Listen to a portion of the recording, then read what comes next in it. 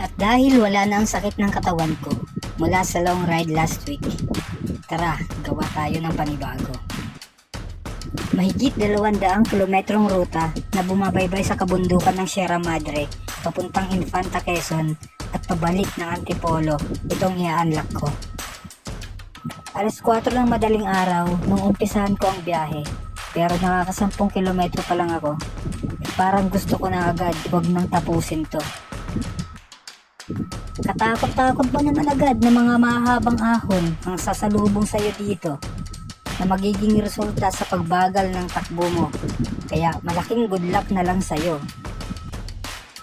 Sa puntong to, napapaisip ako, sana natulog na lang ako kaysa sinubukan ng kalokohan kong to. Pero iba rin talaga ang pakiramdam kapag narating mo na at nakapagpa-picture sa arkong to.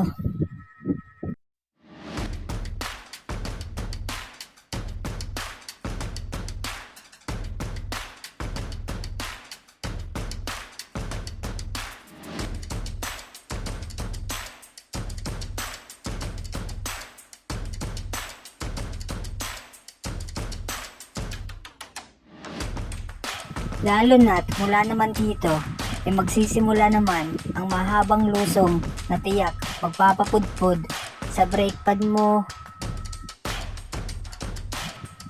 Tuloy-tuloy nga pala ang top speed ko dito hanggang sa makarating ako sa marker na to.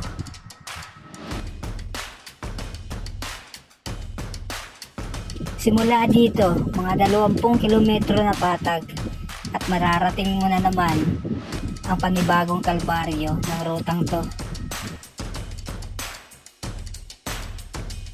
Mga 5 kilometro din tong tuloy-tuloy na ahon, kaya panigurado ako, tutulo pati sipon mo. At syempre, kung may ahon, may lusong din, kaya pa top speed na ako sa part na to hanggang marating ko na naman itong panibagong kalbaryo.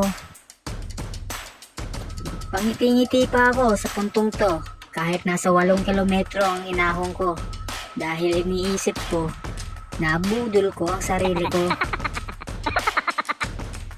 Konting kembot na lang mula sa part na to at nasa bahay na ako.